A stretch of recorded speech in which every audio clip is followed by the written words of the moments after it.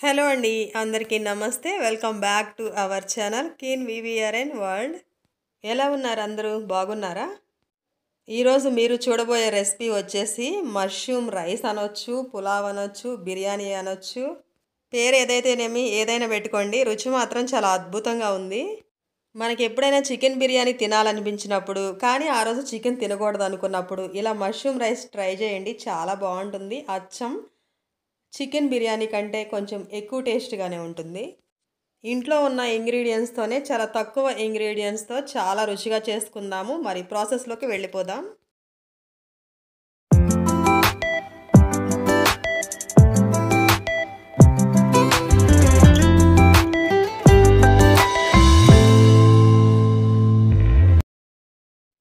మరి దీనికి కావాల్సిన ఇంగ్రీడియంట్స్ మష్రూమ్ ఫ్రెష్ది ఒక ప్యాకెట్ తీసుకుంటున్నాను, ఒక టమాటో, ఒక ఆనియన్, 5-6 పచ్చిమిరపకాయలు, చిన్న కొత్తిమీర కట్ట ఒకటి, గరం మసాలా, అప్పుడే నూరిన అల్లం వెల్లుల్లి పేస్టు, 2 కప్పుల బాస్మతి రైస్ తీసుకున్నాను. 2 సార్లు కడిగి 2 కప్పులకి 3 కప్పులన్నర వాటర్ ఎసరుగా తీసుకున్నాను.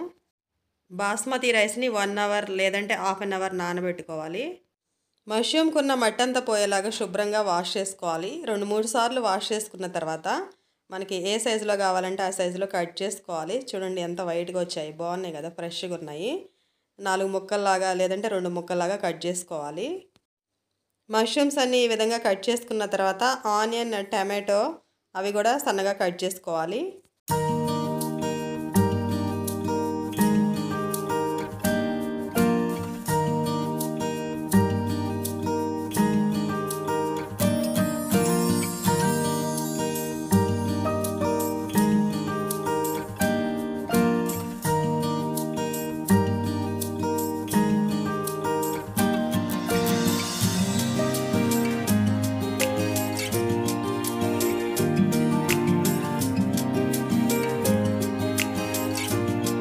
ఆనియన్, టమాటో ఈ విధంగా కట్ చేసుకున్న తర్వాత పచ్చిమిరపకాయలు 5, జీలకర్ర 1 టేబుల్ స్పూను, చిన్న కొత్తిమీర కట్ట ఇవన్నీ గ్రైండ్ చేసుకోవాలి.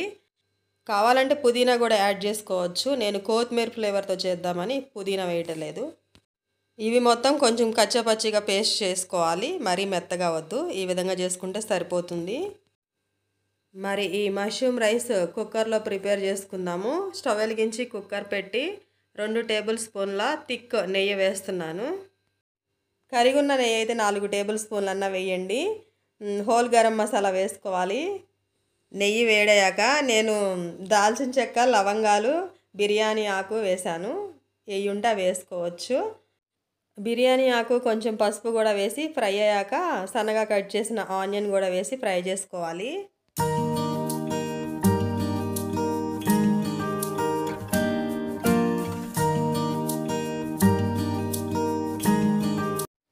ఆనియన్ తరుగు ఫ్రై అయ్యాక 1 టేబుల్ స్పూన్ అల్లం వెల్లుల్లి పేస్ట్ కూడా వేసి ఫ్రై చేసుకోవాలి, పచ్చివాసన పోయేంతవరకు.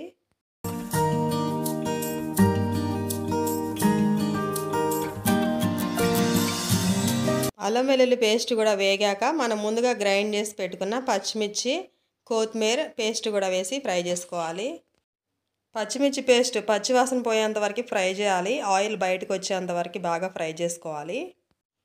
చూడండి, మనం వేసినవన్నీ బాగా ఫ్రై అయ్యి ఆయిల్ మొత్తం సపరేట్ అయిపోయింది కదా. అప్పటి వరకు వేయించుకున్న తర్వాత 1 table spoon garam masala powder కూడా వేసి ఫ్రై చేసుకోవాలి. ధనియాలు, ఇలాచి, దాల్చిన చెక్క, లవంగాలు, మిరియాలు అన్నీ వేయించి పౌడర్ చేశాను, ఆ పౌడర్ వేశాను. ఒక పెద్ద టమాటో సన్నగా కట్ చేసాం కదా, ఆ టమాటో ముక్కలు కూడా వేసి ఫ్రై చేసుకోవాలి. టమాటో ముక్కలు మెత్తబడేంతవరకు.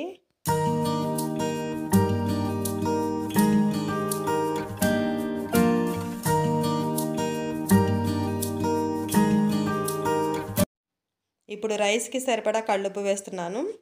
కళ్ళుప్పు వేసాక త్వరగా మగ్గుతాయి టమాటో ముక్కలు. ఇప్పుడు టేస్ట్కి సరిపడా కారం అంటే 2 టేబుల్ స్పూన్ల కారం కూడా వేసి మొత్తం కలుపుకోవాలి.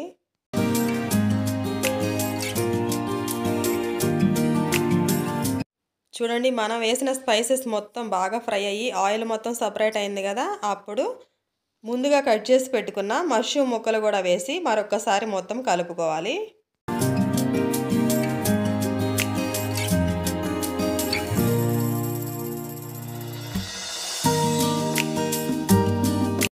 మష్రూమ్ ముక్కలు వేసాక ఒక 5 నిమిషాలు ఉడకనివ్వాలి. ఉప్పు, కారం, మసాలాలు మొత్తం వాటికి కూడా పట్టేలాగా. ఇప్పుడు ఎసరు యాడ్ చేసుకోవాలి. ఎసరు ఒక పొంగు వచ్చేంత వరకు మరగనివ్వాలి.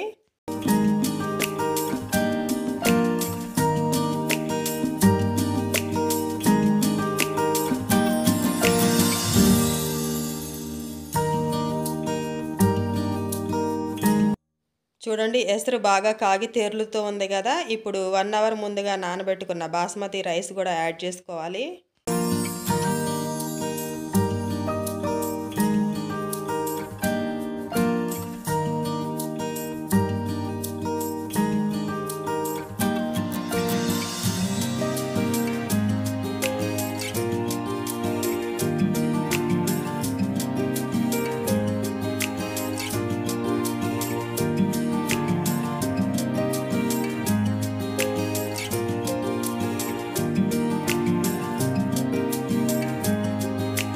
బియ్యం వేశాక ఒక పొంగు వచ్చేంత వరకు ఉడకనించి ఇప్పుడు కుక్కర్ మూత పెట్టుకుని మీడియం ఫ్లేమ్లో 2 విజిల్స్ వచ్చేంత వరకు ఉడికించుకోవాలి.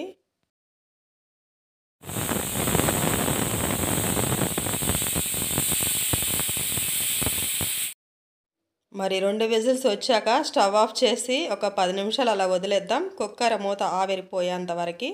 ఇప్పుడు ఓపెన్ చేసి చూద్దాము. వావ్, చాలా బాగుంది కదా. చాలా టెంప్టింగ్గా ఉంది. చాలా తక్కువ ఇంగ్రీడియంట్స్తో మీరు ఒక్కసారి ఇలా నేను చెప్పినట్లు ట్రై చేయండి. చాలా అంటే చాలా రుచిగా ఉంది. మీరు కూడా అంటారు. ఒకసారి ట్రై చేసి నాకు కామెంట్లో చెప్పండి.